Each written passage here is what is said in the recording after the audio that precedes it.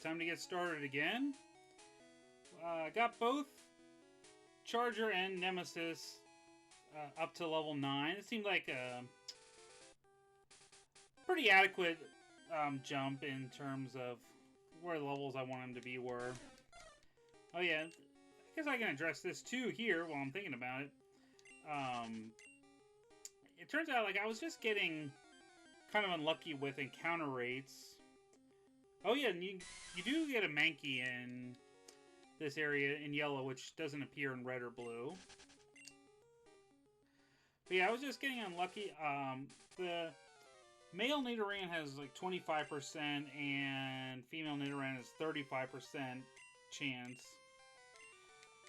So I guess I was, it was just, numbers not on my side, which, hey, I was trying to get the specific one, so of course.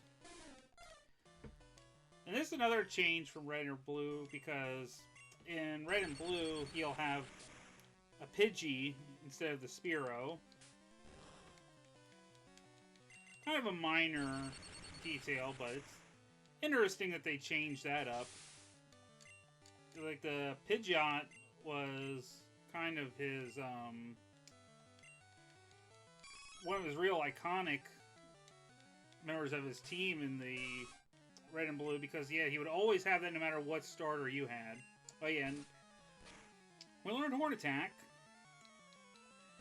So a fun little factoid here about Gen 1 is, technically speaking, there is no such thing as a 100% accuracy attack. Even ones that are officially 100% are really more like 99 point something, like 99.6 or something like that.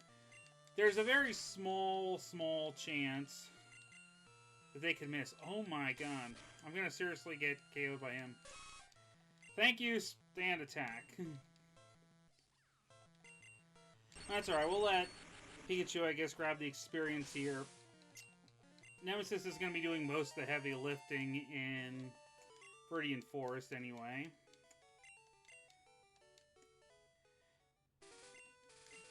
So, yeah, since we threw the first match against him, more or less, the outcome of that one doesn't really matter at all. Yeah, it would only matter if you had won the original Oak battle, so.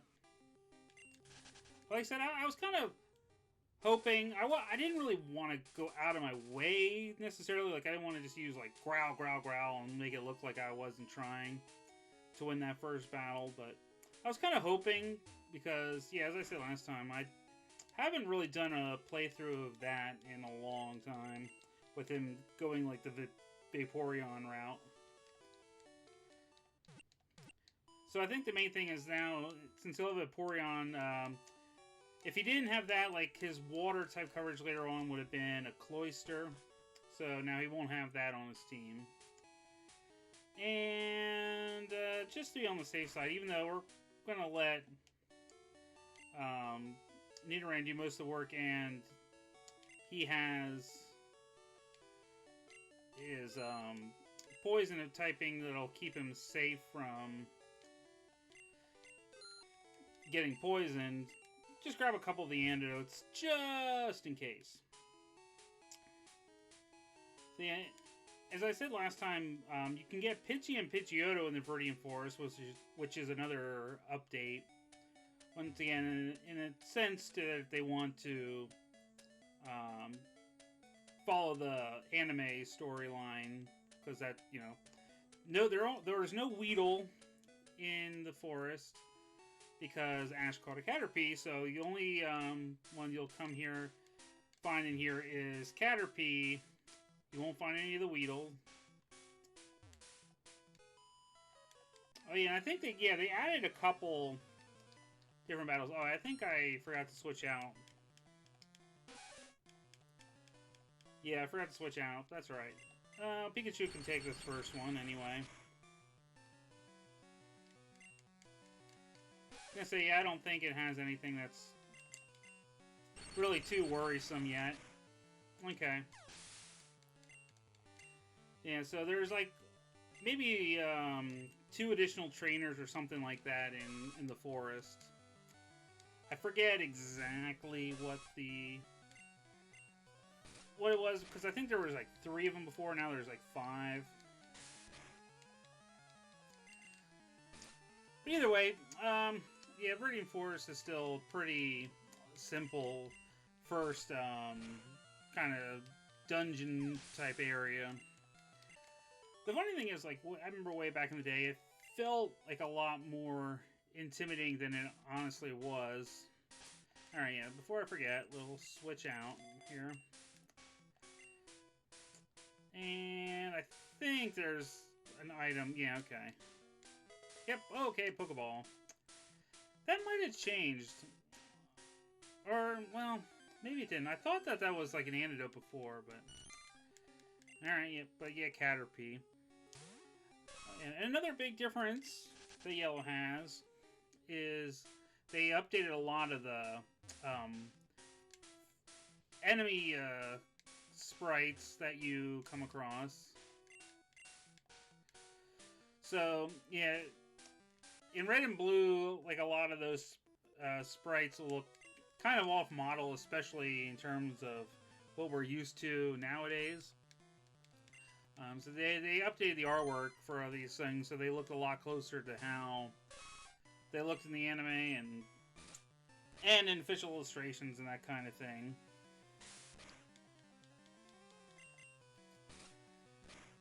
Now, one other thing about Yellow, I'm just gonna keep spouting off random facts until I run out of them and struggle for other things to say. But yeah, Yellow more or less kicked off a tradition that lasted for quite a while of like a special 3rd version of the series. Because like in Gen 2, after Gold and Silver, there was the release of Pokemon Crystal. And then in Gen 3, after Ruby and Sapphire, you had Emerald. And then you had Platinum in Gen 4. They kind of mixed up a little bit in Gen 5, because instead of doing, I guess, like a gray version or whatever it would have been, they did, like, pretty much straight up sequels. Well, we had Black 2 and White 2. Although they still kind of fit the, they still kind of fit that mold a little bit. And, yeah, they kind of held that for the next thing, because, like, when you had Pokemon X and Y, they didn't really do anything with those. So those kind of broke the mold. And then they kind of went back to a little bit with Sun and Moon, because they had Ultra Sun and Ultra Moon. And then they haven't really done anything with Sword and Shield, although I guess they kind of switched up again with doing, like, straight up DLC for the first time. So that was definitely an interesting kind of twist to the whole thing. But yeah, it was sort of a tradition for a while, and it always became one of those things everyone's like, oh, so when are they going to release the 3rd version, you know, of this generation? Yeah, funny to think that's how we started.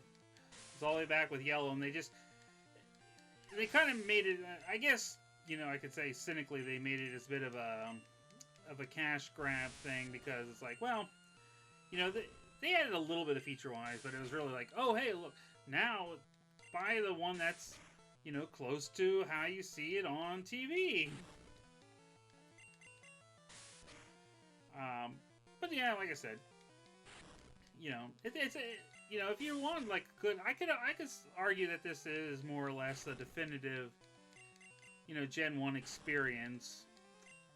I mean, just because it is, you know, the most polished overall, for whatever that's worth. Yeah, I'm just using tackles now to save my horn attacks, because these Metapod battles can get a bit drawn out with the hardens. Okay. And what's in here? Potion! Yeah, we got plenty of potions now. I think there's another guy waiting for me up here. Or no, I guess that's a guy that's only waiting. That's like in the a different generation. I'm way ahead of myself on those things. Yeah, catch yourself a wild Metapod when it only knows Harden. That's fun. The neat thing, though, is, you know, yeah, they can only learn Harden, but at least if you evolve your Caterpie, you'll still be able to use Tackle. Although I kind of like the implication, because anytime you see, like, one of the trainers with a Metapod or a Kakuna, they, like, only ever know Harden. So it's implied that even though these are bug catchers that are supposedly bug experts, you know, they only bothered catching a wild version of the cocoon form. I'm not really sure to what benefit that's supposed to be, but no one ever accused the game for having that kind of internal logic. Alright. Let's go.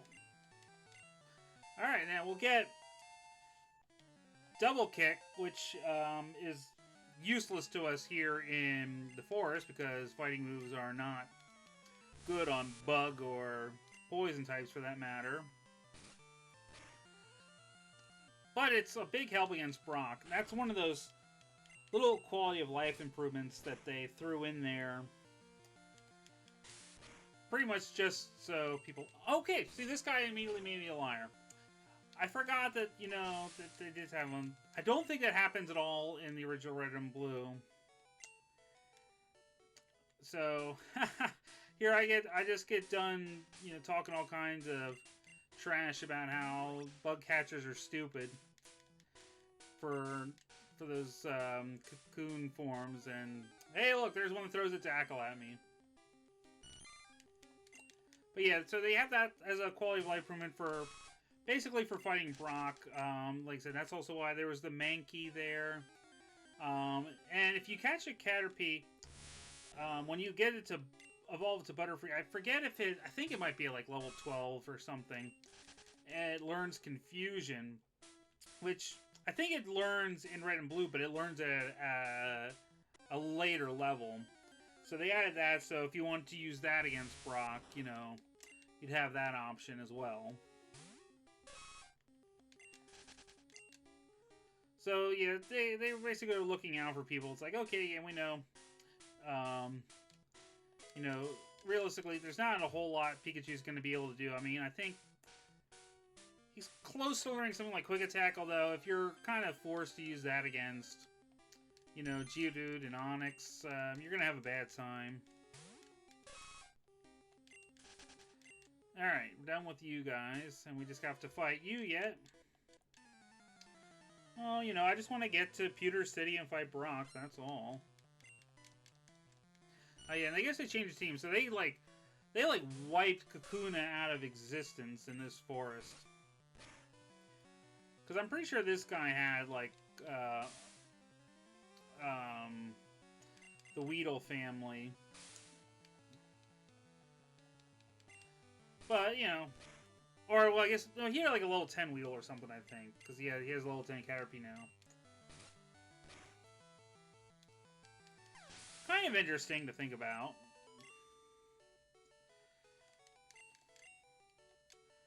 Well, I try, you know?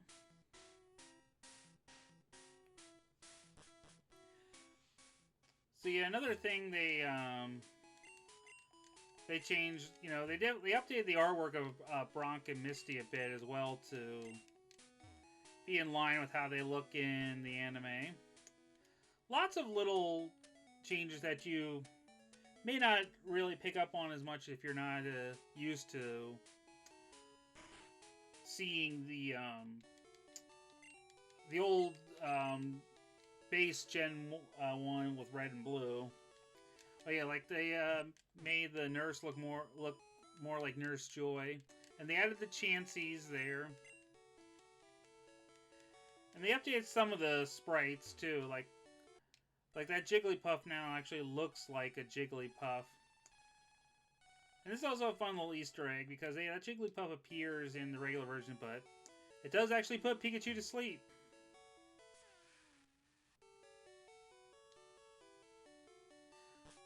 But that's kind of funny.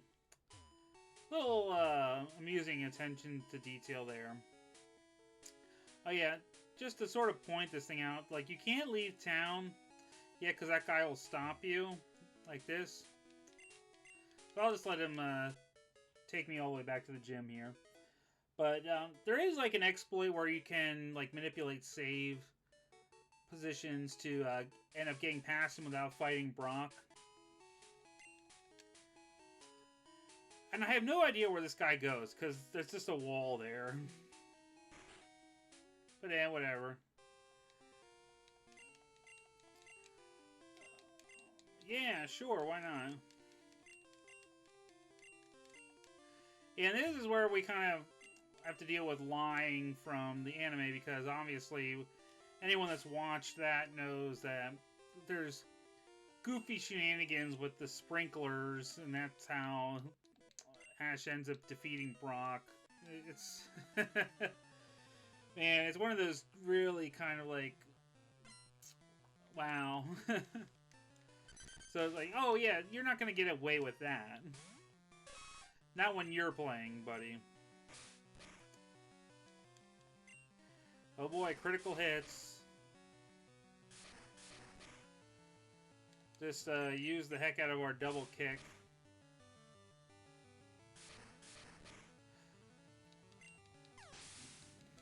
And if his team's still the same, he'll have a Sand Shrew, I think. Yeah.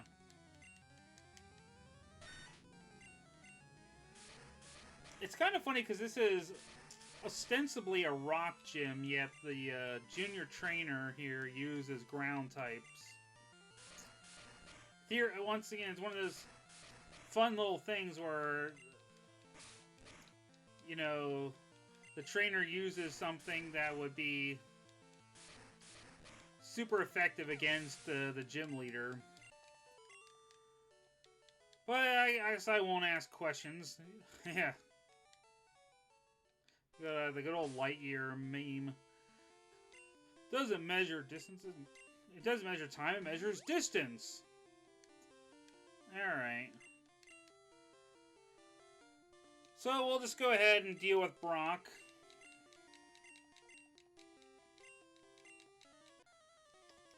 And I love a lot of the Gen 1 music though. Like, the Gen 1 gym theme is just so great. So the funny thing with Geodude is I always, like, whenever you see it, in, like, especially in the 3D games, it's like, it's almost always depicted as, like, floating in the air. I'm like, this is basically a living rock that somehow floats in the air. I mean, it's like, if you can figure that out, I guess you're better off than I am. Alright, now we have to deal with Onyx. Yeah, Onyx is one of those things that, like, back in the day, always felt, like, super intimidating in this gym. Although, it's less so when you're older and you sort of realize that all it really has going for it is its defense. Like, all its other stats, well, except speed, it has decent speed, especially for, like, a rock ground type, but yeah, a lot of its other stats are really, really poor. Alright, bind hacks. Oh yeah, let's go, baby.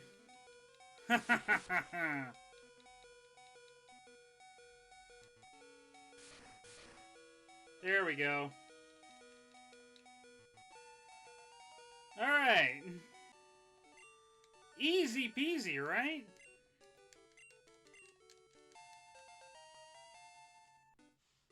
But yeah, so you might think, oh, if you had picked Charmander as your starter, do I really have to take Bide? I don't want Bide. But yeah, if you pick Charmander as your starter, you might think, oh no, fire types. Although, its special is, you know, so mediocrely, actually really kind of poor, that you can get away with using Ember on it, and even though it's not, it's a not very effective attack, it still will do better than trying to use, like, Scratch or whatever. And you might as well just use the stab bonus. Alright, so I think we can probably get started on the next round a while, since we got through that fairly quickly. Because now we're at a nice long slog between Pewter City and Cerulean City, where we have to deal with the round, and we have to deal with Mount Moon. A couple of paralyzed heals probably wouldn't go amiss either. And with any luck, once we get to Mount Moon, we'll be able to get our next party member without wasting too much time hunting for it. Once again, that's one of those things that always remains to be seen. I wouldn't mind switching out Pikachu for a different electric type, only because I appreciate, you know, what they were trying to do with getting the voice sampling, and I mean, technically it is kind of impressive, especially for a Game Boy game, but man, that gets a bit annoying trying to listen to the hat all the time.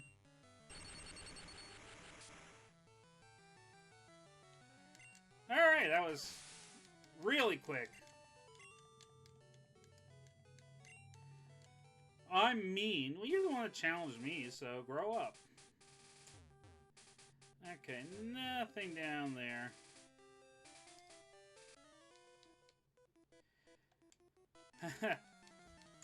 I think when, in like the later generations, when they name him, I think they do actually hold up and he has the same name. It is funny, though.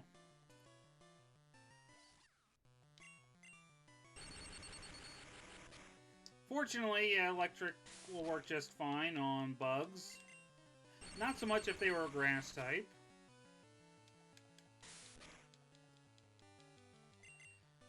Man, you guys are really gonna make me run back to the Pokemon Center or something, aren't you?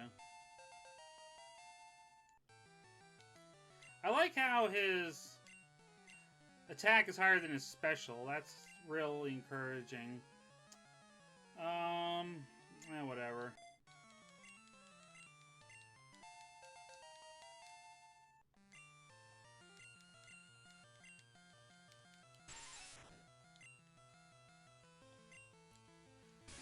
Well, let's get those poison hacks in there.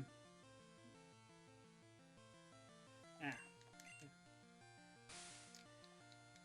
Well, your speed should still be lower than mine.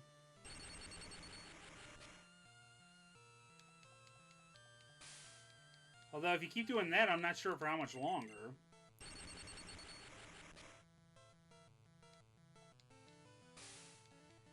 Good. Just to be on the safe side. Alright, back to Caterpie. Back to eating tackles.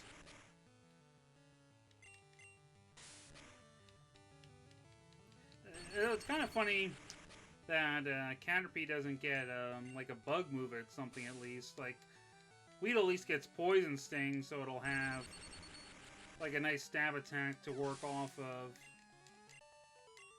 early on, but oh well. Yep, that's what I do. Alright, just to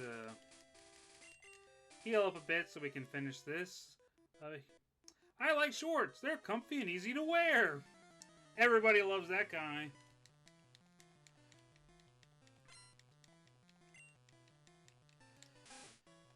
Boy, oh boy. Getting the youngster Joey thing going on here with Rattatas. Ah, yes. Well, enemy Rattata don't become really annoying until they start learning things like Hyper Fang. So that's good we're not quite there yet. Ekans. I don't know. I can't remember if that's what he actually has in the old version or not. It might be. Although it's kind of unusual because, yeah, that's another one that's more or less purged out of existence because, like, all the traditional Team Rocket Pokemon, like Ekans, Coughing, and not Zubat, but, yeah, like, yeah, Ekans and Coughing are, unavailable.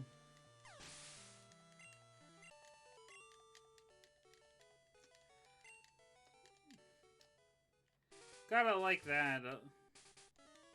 Alright, let's see. Let's fight! A bug catcher again. Hey, more Weedles.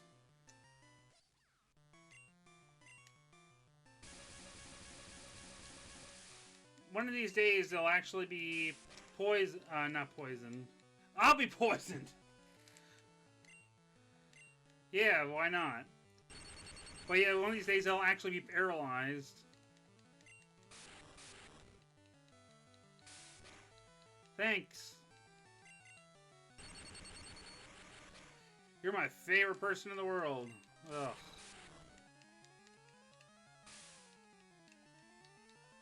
Wow.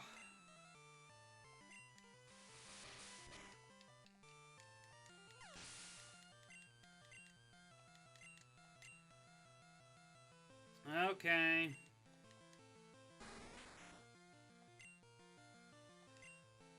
I'm just gonna sort of play averages and say that he doesn't have Poison Sting. I'm not gonna get fooled by that again, right?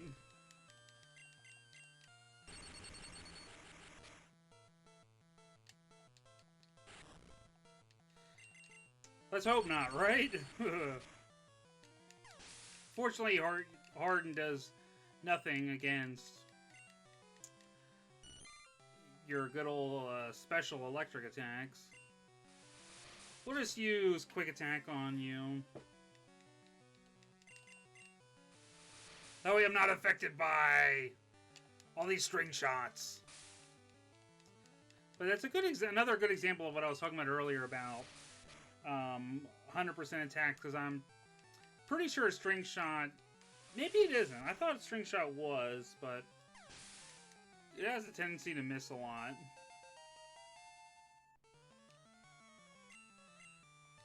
No. Alright, so I think I'll finish off with this person because I'm going to probably have to mosey back to the Pokemon Center just to get my power points back to where I want them.